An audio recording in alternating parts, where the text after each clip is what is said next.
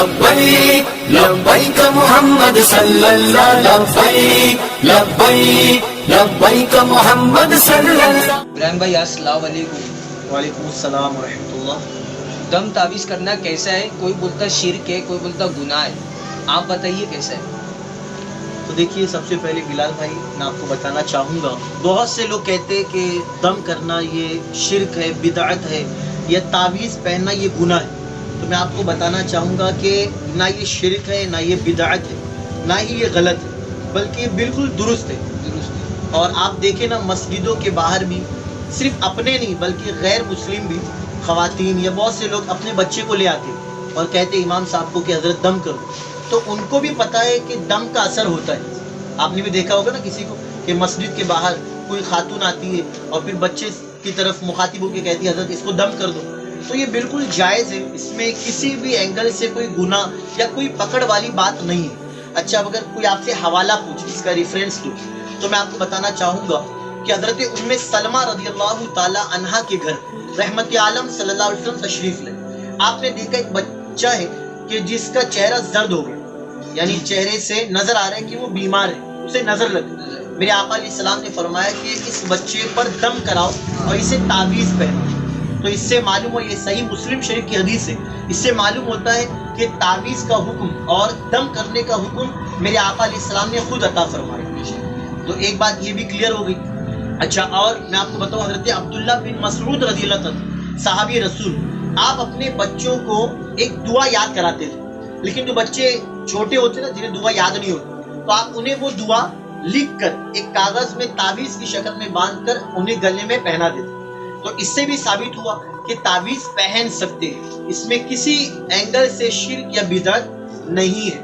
اچھا، اب جو لوگ کہتے ہیں تو وہ ایک حوالہ دیتے ہیں کہ رحمت عالم صلی اللہ علیہ وسلم کی بارگاہ میں ایک قافلہ آیا اور وہ قافلے والے اسلام قبول کر رہے تھے.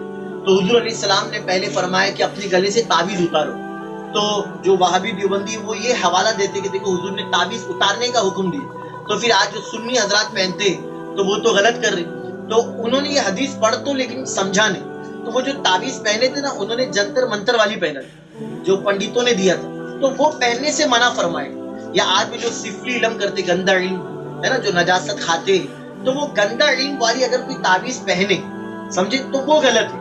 ہاں، لیکن جو قرآنی آیات ہو اور جو اس کے عدد نکلتے ہو، اس طرح بسم اللہ الرحمن الرحیم کی عدد 786 ہے نا، 786 لکھے دیکھا ہوگا آپ نے. تو یہ 786 بسم اللہ شریف کی عدد ہے. تو اگر اس کا کوئی تعویذ بنا کر دے، اگر آپ نے اسے موم جامع کر کے بلیک یا گرین کپڑے میں گلے میں پہن لیا، تو اس کے پہننے سے آپ کو کوئی نقصان نہیں ہوگا، کوئی گناہ نہیں، اور اس کا فائدہ بھی ہوتا ہے. اچھا، اب جو لوگ کہتے ہیں کہ پہننے سے بہتر ہے آپ پڑھو، تو یقیناً پڑھنے پر ثواب ہے، پڑھیں گے شفا میسر ہو. لیکن اگر آپ نے پہن بھی لیا تو کیا آپ کو نہیں معلوم گھر کے دروازے پر اگر بسم اللہ الرحمن الرحیم لکھا ہو تو اس گھر میں بلائیں نازل نہیں ہوتی؟ یہ بھی تو حدیث مبارکہ میں نا، میرے آقا علیہ السلام فرماتے ہیں کہ جس نے اپنے گھر کے دروازے پر بسم اللہ شریف لکھا تو اس کے گھر کے اندر بلائیں نازل نہیں ہوگی. گھر والے ہر زمینی آسمانی بلا سے، حادثات سے محفوظ رہیں گے. اسی طرح دیکھیے، فرعون جب تک اپنے گھر میں تھا محفوظ تھا، جب وہ گھر کے باہر نکلا تو پھر اس پر اللہ کا عذاب نازل ہوا اور دریائے نیل میں وہ غرق ہوا. کیوں پتہ ہے؟ کیونکہ اس نے اپنے گھر کے دروازے پر بسم اللہ الرحمن الرحیم لکھا. تو سوچئے، فرعون جس نے خدائی دعویٰ کیا، اگر اس نے گھر کے دروازے پر بسم اللہ شریف لکھا تو اس کا فائدہ اسے بھی ہوا. تو اس نے کیا کیا تھا؟ لکھایا تھا نا.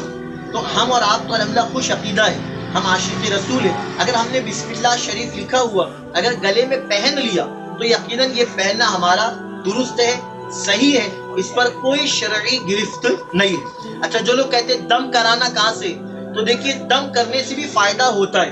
میرے آقا علیہ السلام اپنے اوپر، آپ رات میں سونے سے پہلے سورہ فلق، سورہ ناس، سورہ اخلاص، یہ تینوں سورہ مبارکہ پڑھ کر آپ اپنے ہتھیلی مبارکہ پہ دم فرماتے، چہرے مبارکہ پر پھیرتے اور جسم میں جہاں تک ہاتھ جاتا آپ اسے پھیر لیتے. تو یہ دم کرنے کا فائدہ ہوا کہ حدیث پاک سے ثابت ہے نا، عائشہ صدیقہ رضی اللہ عنہا سے روایت ہے کہ حضور علیہ السلام رات میں سونے سے پہلے تینوں سورہ مبارکہ پڑھ کر اپنے اوپر دم کیا کرتے تھے. اچھا، دم کرنے سے فائدہ ہوتا ہے کیونکہ انسان جو بھی بولتا ہے نا اس کا اثر سامنے والے پر ہوتا ہے.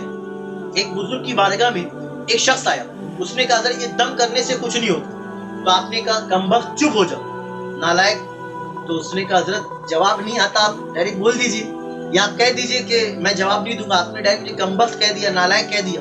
تو آپ نے کہا میں نے کہا اثر ہوا کہ نہیں؟ تو اس نے کہا ہاں ہوا نا. تو آپ نے کہا میں تو اپنی جگہ پر ہوں, تو اپنی جگہ پر, لیکن میں نے کمبخت کہا, نالائق کہا, تجھے اثر ہوا, تو غصہ ہو گیا. تو آپ نے کہا جب میں نے برا کہا تو اثر ہوا, اگر میں اچھا کہہ کر دم کروں گا تو کیوں نہیں اثر ہوگا؟ آپ نے کہا ضرور اثر ہوگا. تو یہ ساری چیزیں, بہت سارے حوالے بیٹھ کے, بس اتنا پیغام میں آپ کو دینا چاہوں گا کہ دم کرنے سے اثر ہوتا ہے نا. اور ساتھ ہی ساتھ تعویذ پہننا یہ بالکل صحیح ہے, درست ہے. اچھا اگر کوئی کہے نہیں پہننا ہے تو آپ اس سے کہنا اگر تو کسی کمپنی میں کام کرتا ہے تو وہاں کا آئی کارڈ پہنتا ہے نا. اگر تو ٹاٹا کا ہے نا کام کرتا ہے تو وہاں ٹاٹا کا آئی کارڈ پہنتا ہے, ریلائنس کا پہنتا ہے, تو یہ وہاں کی تعویذ نہیں ہے تو اور کیا ہے, تو وہ پہننا صحیح ہے. اور اگر ہم کسی بزرگ, کسی عالم دین کے ہاتھ کا لکھا ہوا تعویذ پہنے تو پھر وہ شرک و بدعت کیسے ہو؟ بالکل نہیں. آپ پہن سکتے ہیں اور بچوں کو بھی پہنا سکتے ہیں, اس سے ضرور فائدہ ہوتا ہے. حضور مفتی اعظم ہند علیہ رحمت و رضوان آپ لوگوں کو تعویذ دیا کرتے تھے اور اس کا اثر ضرور ہوتا ہے.